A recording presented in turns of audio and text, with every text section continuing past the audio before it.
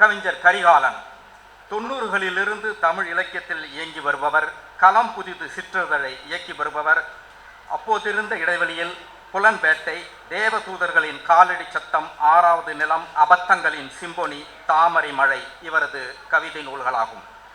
இவர் கவிதைகள் ஆங்கிலம், இந்தி, வங்காளம் ஆகிய மொழிகளில் மொழிபெயர்க்கப்பட்டுள்ளது. நிலாவை வரைபவன் என்ற நாவலையும் இவர் எழுதியிருக்கிறார். நவீன கவிதையில் தீவிரமாக இயங்கி வரும்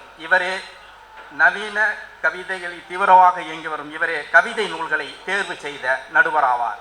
நண்பர்கள், இலக்கியத்தில் எல்லாருமே எல்லா விஷயத்திலும் தேர்ந்த ஜாம்பவான்களாக தான் இருப்பாங்க. எம்பிபிஎஸ் படித்த டாக்டர்கள், பொது மருத்துவம் பார்ப்பவர்கள் இருந்தாலும் கூட சில சிறப்பு மருத்துவரை நாம் சில விஷயத்துக்காக அணுகுவதைப் போல எல்லாம் தெரிந்த இலக்கிய ஆளுமைகள் நம்மளுடைய சூழலில் இருந்தாலும் கூட ஒவ்வொரு துறையிலும் யார் சிறப்பாக இருக்கிறார்களோ அப்படி சிறப்பு வாய்ந்தவர்களை தேர்வு செய்து நடுவர்களாக நாங்கள் வேண்டி கேட்டுக்கொண்டோம். அந்த வகையில் கவிஞர் கரிகாலன் சிறந்த கவிதை தொகுப்பாக தேர்வு செய்து ஜெயந்தன் படைப்பிலக்கிய விருது 2023 பெறும் நூல் கவிஞர் கார்த்திக் திலகன் எழுதிய அல்லியம் என்ற நூலாகும். அந்த நூல் குறித்தும் வாழ்த்துரையாகவும் கவிஞர் கரிகாலனை பேச அழைக்கிறோம். இந்த ஜெயந்தன் படைப்பிலக்கிய விருது நிகழ்விற்கு தலைமையேற்கின்ற அன்பிற்கினிய நண்பர் பேராசிரியர் ராமசாமி அவர்களே, தமிழக திரைத்துறைக்கு பெருமை சேர்க்கின்ற திரைக்கலைஞர் திரு நாசர் அவர்களே, அன்பிற்குரிய நண்பர் எழுத்தாளர் சண்முகம் அவர்களே, அமிர்தம் சூர்யா மற்றும் சீராளன் ஜெயந்தன் அவர்களே, வேணுகோபால் அவர்களே, இந்த அரங்கு நிறைய கூடியிருக்கக்கூடிய படைப்பாளிகள், வாசகர்கள் அனைவருக்கும் என்னுடைய வணக்கத்தை தெரிவித்துக் கொள்கிறேன். வாழும்போதே ஒரு கலைஞனை கொண்டாட தவறிவிடுகிறார்கள் என்பதை மீண்டும் மீண்டும் சீராளன் ஜெயந்தன் அவர்களும் ராமசாமி அவர்களும் இங்கே கூறிக்கொண்டிருந்தார்கள். அதாவது ஒரு சமூகம் எழுத்தால் தான் வெற்றி பெறுகிறது. அப்படி வெல்லும் எழுத்து அந்த படைப்பாளனை கொல்லும் எழுத்தாகவும் இருக்கின்றது. எழுத்து கொல்லும் என்று புதுமைப்பித்தன் சொல்கிறார். ஆனால் ஒரு படைப்பாளிக்கு இருக்கக்கூடிய ஒரு சவால் என்பது அங்கீகாரம் இன்மை என்பதுதான் நான் நினைக்கிறேன். அன்பான நண்பர்களே, இங்கே கவிதை நூலுக்கான போட்டியிலே எது சிறந்த கவிதை தொகுப்பு என்கின்ற பொறுப்பை சீராளன் ஜெயந்தன் அவர்களுக்கு எனக்கு கொடுத்த போது எனக்கு சிறிது தயக்கம் இருந்தது. நான் எடுத்து தரேன், ஆனால் என் பேரை சொல்லாதீங்க அப்படின்னு அவர் சொல்லியிருந்தேன். ஏன்னா தமிழ் ஒரு வளமையான செம்மொழி, ஒரு கிரேக்கம் போல, லத்தீன் போல, எபிரேயம் போல அது ஒரு வளமான மொழி. இந்த வளமான மொழி மொழியில் ஒரு கவிஞரை தேர்ந்தெடுக்கிறது அப்படிங்கிறது ஒரு பெரிய சவால். கிட்டத்தட்ட ஒரு 100க்கு மேற்பட்ட கவிதை தொகுப்புகள். நம்ம இப்போ வள்ளுவரா, கம்பரா, இளங்கோவா, வள்ளலாரா இப்படி ஒருத்தரை சொல்லுங்க அப்படின்னு சொன்னால் அது எவ்வளவு சங்கடம் இருக்குமோ அந்த சங்கடம் இருந்தது. இந்த தொகுப்புக்கு இந்த போட்டிக்கு வந்திருந்த அனைத்து கவிதை தொகுப்புகளும் இன்று தமிழகத்தினுடைய முன்னணி கவிஞர்களாக அறியப்படக்கூடிய பலர் இந்த போட்டிக்கு தொகுப்பை அனுப்பியிருந்தார்கள். அது இந்த போட்டியினுடைய குறிப்பாக ஜெயந்தன் மீது வைத்திருக்கக்கூடிய அந்த மரியாதையை அது காட்டுகிறது. அப்போ இந்த தொகுப்பு ஒருத்தங்களை மட்டும் தேர்ந்தெடுக்கிறதுங்கிறது ஒரு வசதிக்காக தான். மற்றபடி எல்லா தொகுப்புகளுமே ஒரு 50 தொகுப்பு, இன்னும் சொல்லப்போனால் ஒரு 20 தொகுப்பு அதில் மிகச்சிறந்த தொகுப்புகளாக இருந்தது. ஒரு சமூகத்துக்கு கவிதை ஏன் தேவைப்படுகிறது அப்படிங்கிறது ஒரு மிக முக்கியமான கேள்வியாக இருக்கு. ஹென்றி வால்டர் தோரோ அப்படின்ட்டு ஒரு அமெரிக்க மெய்யியலாளர் இருந்தார். அவர் அந்த அமெரிக்காவில் வால்டன் அப்படிங்கிற ஒரு குளத்துக்கு அருகே 2 ஆண்டு காலம் தங்கியிருந்து ஒரு வால்டன்கிற ஒரு புத்தகத்தை எழுதினார். சிவில் டிஸ்ஒபீடியன்ஸ் அப்படிங்கிற, அதாவது மகாத்மா காந்தியடிகள் ஒத்துழையாமை இயக்கம் அப்படிங்கிறத அந்த போராட்ட வடிவத்தை மகாத்மா காந்திக்கு அறிமுகப்படுத்தினது இந்த சிவில் டிஸ்ஒபீடியன்ஸ் அப்படிங்கிறது தான். அவர் கவிதைக்கான அறம் அல்லது கவிதைக்கான விளக்கம் அப்படின்னா என்ன அப்படின்னு சொல்றார். கீழ்ப்படியாமையே கவிதையின் அறம். கீழ்ப்படியாமை தான் கவிதை மற்றும் இலக்கியத்தினுடைய அறம். குறிப்பா இலக்கியத்தில் பல்வேறு வடிவங்கள் இருக்குது. கவிதை இருக்குது, நாவல் இருக்குது, சிறுகதை இருக்குது, நாடகம் இருக்குது, இப்படி பல வடிவங்கள் இருந்தாலும் கவிதையை கலைகளின் அரசி அப்படின்ட்டு சொல்றாங்க. ராக் பிரேவர்ட்ட வந்து கவிதைன்னா என்ன அப்படின்ட்டு கேட்கும்பொழுது அவர் என்ன சொல்றாருன்னா, இட் இஸ் எ பிரட்டி நிக்நேம் ஆஃப் லைஃப் அப்படின்னு சொல்றார். இந்த வாழ்க்கைக்கு நாம் கொடுக்கக்கூடிய ஒரு நிக்நேம் அப்படின்ட்டு சொல்றார். நான் இந்த வால்டேர் துறவுக்கு திரும்ப வர வேண்டியது இருக்கு. அவர் என்ன சொன்னார்னா, அவர் தங்கியிருந்த அந்த நகரத்தினுடைய இடுகாட்டை பார்த்து, இங்க நிறைய பேர் கவிதை எழுதாம செத்து போயிட்டாங்களே அப்படின்ட்டு அந்த கல்லறையில் இருந்து கவலைப்பட்டார். என்னுடைய நகரத்தை சேர்ந்த இவ்வளவு பேர் கவிதை எழுதாம செத்து போயிட்டாங்களே அப்படின்னு சொல்றாரு. அப்ப கவிதை அப்படிங்கிறது நாம் வாழக்கூடிய சமூகத்தின் ஒரு ஆன்மாவாக இருக்குது. ஒரு சமூகத்தை விளங்கிக் கொள்வதற்கும், ஒரு இனக்குழுவை விளங்கிக் கொள்வதற்கும், ஒரு மொழியை விளங்கிக் கொள்வதற்கும், ஒரு தேசத்தை விளங்கிக் கொள்வதற்கும் இருக்கக்கூடிய ஒரு கருவியாக இந்த கவிதை இருக்குது. கவிதை வாசிக்கிறத விட தனக்கு நிறைய வேலைகள் இருக்குது அப்படிங்கிற மாதிரி இந்த சமூகம் பாவனை செய்கிறது அப்படின்ட்டு பிரம்மராஜன் சொல்றார். ஆனாலும்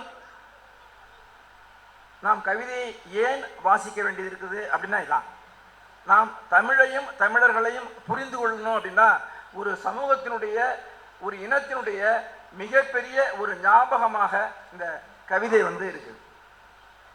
தமிழர்கள்லாம் யாரு, பிறப்புக்கும் எல்லா உயிர்க்கும் அப்படின்னு சிந்திச்சவங்க தான் தமிழர் அப்படிங்கிற ஒரு கவிதை வரி மூலமாக தான் நாம் தமிழ் இனத்தை விளங்கிக் கொள்கிறோம். யாதும் ஊரே யாவரும் கேளீர் அப்படிங்கிற அந்த கணியன் பூங்குன்றனுடைய அந்த ஒரு வரியிலிருந்து தான் தமிழர்களுடைய நாகரிகத்தை நம்ம விளங்கிக்கிறோம். அரசியல் பிழைத்தோர்க்கு அறம் கூற்றாகும் அப்படிங்கிற இளங்கோடிகளுடைய ஒரு வரியிலிருந்து தான் தமிழர்களுடைய அரசியல் அறம் குறித்து நாம் விளங்கிக் கொள்கிறோம். இப்படித்தான் ஒவ்வொரு சமூகத்திற்கும் கவிதை என்பது தேவைப்படுவதாக இருக்குது.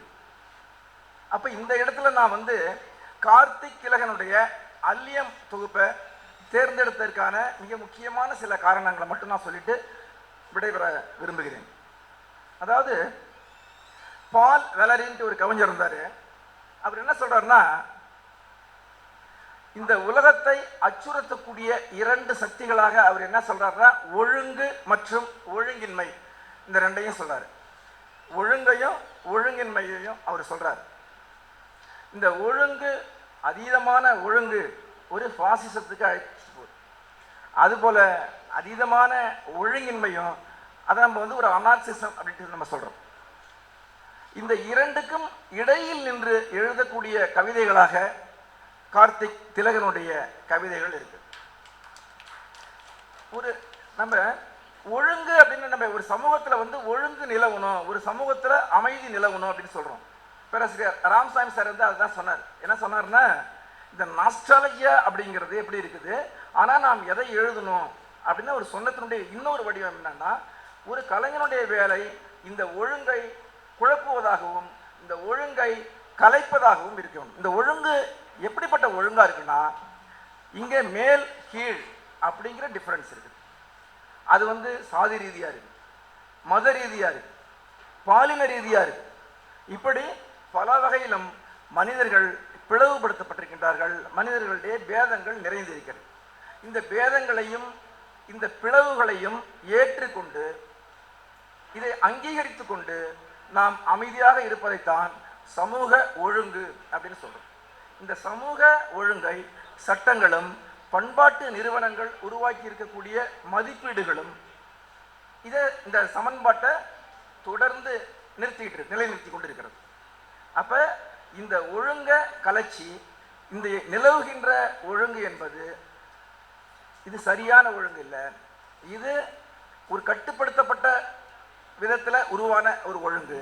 இந்த ஒழுங்கை கலைச்சி ஒரு இயல்பான ஒழுங்கை வந்து இங்கே நிலைநிறுத்தணும் அப்படிங்கிறதுக்காக தான் வந்து இந்த கலைஞர்களும் எழுத்தாளர்களும் கவிஞர்களும் தொடர்ந்து இயங்கிக் கொண்டே இருக்கின்றார்கள். அந்த வகையில் கார்த்திக் திலகனுடைய இந்த படைப்புகள் ஒரு நம்ம சமூகத்தில் இருக்கக்கூடிய போலி ஒழுங்குகளை கலைப்பதாகவும் நிஜமான ஒழுங்கை நிறுவுவதாகவும் இந்த கவிதைகள் திகழ்கின்றன. அந்த அடிப்படையில் வந்து இந்த கவிதைகளை நம்ம சொல்கிறோம். அடுத்தது இந்த கவிதைகள் வந்து திரும்ப திரும்ப நம்ம என்ன செய்யறோம்னா, ஒரு நவீன மொழியில் அறம், பொருள், இன்பம் இவை குறித்த ஒரு நவீன பார்வை. திருவள்ளுவர் காலத்தில் எப்படி அறம், பொருள், இன்பம் திருவள்ளுவர் எப்படி பாடினாரு, அதற்கு பிறகு இன்றைய அறமாக எது இருக்கிறது, இன்று பொருள் பற்றிய நம்முடைய பார்வை எப்படி இருக்கிறது, இன்பம், காதல் இது சம்பந்தமான ஒரு நவீன பார்வை எப்படி இருக்கு அப்படிங்கிறத இந்த தொகுப்பில் அல்லியம்ங்கிற தொகுப்பில் இவர் பல இயல்களாக பிரிச்சிருக்கிறார். அதாவது அதுபோல் கார்த்திக் திலகன்ட்ட வந்து பார்த்தோம்னா ஒரு தத்துவார்த்தமான ஒரு பார்வை வந்து இருக்குது. அதாவது நான் முதல்ல பால் வேலரியை சொன்னேன். அந்த பால் வேலரி அவர் என்ன சொல்கிறாருன்னா, ஒரு கவிதை அப்படிங்கிறது வந்து முடியறதில்லை, அந்த கவிதை கைவிடப்படுகிறது அப்படின்னு சொல்கிறார். கார்த்திக் திலகனுடைய பல கவிதைகள் அதுபோல் வந்து ஒரு முடிவு அப்படிங்கிறது வந்து ஒரு கவிதைக்கு தேவையில்லாத ஒரு விஷயம். அதாவது அந்த முடிவு அப்படிங்கிறது கவிஞன் உருவாக்கக்கூடிய அந்த நீங்கள் வந்து பெரும்பாலும் இருக்கிற எல்லாரும் எழுத்தாளர்கிட்டது இந்த டெத் ஆஃப் ஆத்தர் அந்த கோட்பாடு உங்களுக்கு வந்து தெரியும். ஒரு கவிதையை வாசிக்கக்கூடியவனுக்கு இடம் தரக்கூடியதாக, தன்னுடைய கவிதையை உருவாக்கி கொள்வதற்கு ஒரு திறப்பை தரக்கூடியதாக அந்த கவிதைகள், நவீன கவிதைகள் இருக்க வேண்டும். அந்த வகையில் கார்த்திக் திலகனுடைய கவிதைகள் தன்னை அணுகக்கூடிய கவிஞனுக்கு அவனுடைய கவிதையை அதில் உற்பத்தி கொள்வதற்கு தேவையான ஒரு திறப்பை கொண்டிருக்கிறது. ஒரு சின்ன ஒரு கவிதையை நான் சொல்கிறேன், ஒரு 4 வரி தான்.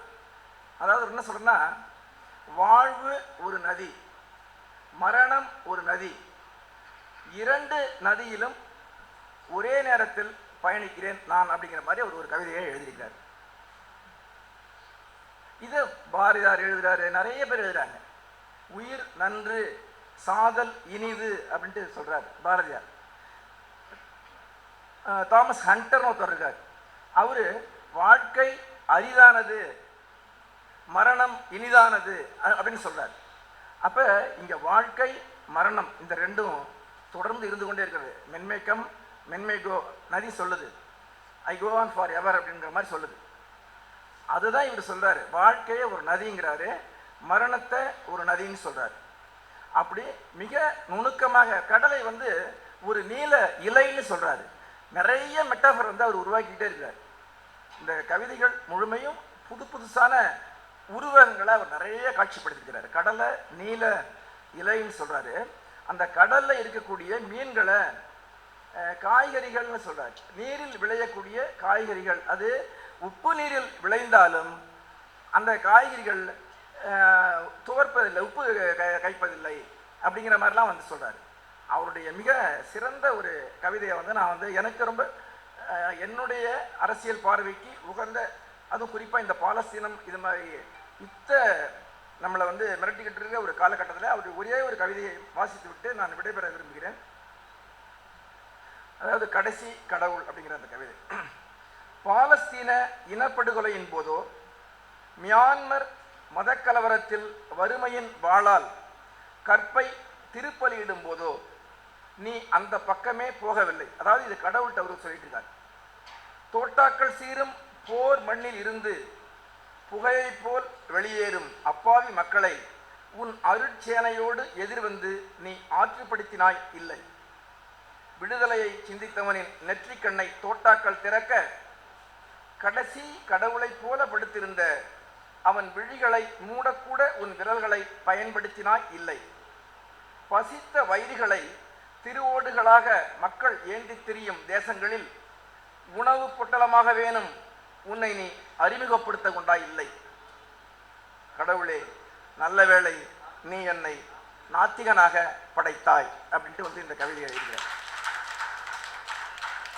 இந்த லூயிஸ் பனுவல் சொல்லுவார், தேங்க் காட் ஐ ஆம் அன் ஆக்டிஸ்ட் அப்படின்னு சொல்லுவார். அந்த வரியிலேருந்து இன்ஃப்ளூயன்ஸ் ஆகி வந்து கார்த்திக் திலகன் இந்த கவிதையை படித்தார். கார்த்திக் திலகனை வந்து நான் மிக வெகு நாட்களாக அறிவேன். அவர் என்னுடைய மண்ணை சேர்ந்த ஒரு கவிஞர். அவர் விதையாக இருக்கும்போதே இப்படி ஒரு விருட்சமாக மாறுவார் அப்படிங்கிறத நான் வந்து அனுமானித்தேன். ஏன்னா அவர் முகநூலில் எழுத வருவதற்கு முன்பாக, அவர் புத்தக தொகுப்பு, கவிதை தொகுப்பு கொண்டு வருவதற்கு முன்பாக அவருடைய கவிதைகளை ஒரு செவிலித்தாய் போல அந்த பிரசவ மனத்தோடு நான் படித்தவன். கவிதை இவர்கள்தான் எழுத வேண்டும் என்கின்ற அந்த கட்டுப்பாட்டை அம்பேத்கரினுடைய நூற்றாண்டும் பெரியாரினுடைய நூற்றாண்டும் உடைத்து எரிந்திருக்கிறது. இன்று கார்த்திக் திலகன் போன்றவர்கள் அந்த புதிய சமூக ஒழுங்குகளை உருவாக்குவதற்காக கவிதை எழுத வந்திருக்கின்றார்கள். காளிதாசன், அதாவது கவிஞர்களை வரிசைப்படுத்தும் பொழுது அந்த சுண்டு விரலை நோக்கி முதல் இடம் காளிதாசனுக்குன்னு சொன்னாங்க. அதுக்கு அடுத்த இடத்தை நீட்டி சொல்றதுக்கு யாருமே ஆள் இல்லை அப்படிங்கிறதால அதை அனாமிக்கான்னு சொன்னாங்க. யாரும் இல்லை, பேர் இல்லை அங்க அப்படின்ட்டு. இப்ப சொன்னா நான் கார்த்திக் திலகன்னு சொல்லுவேன். நன்றி, வணக்கம்.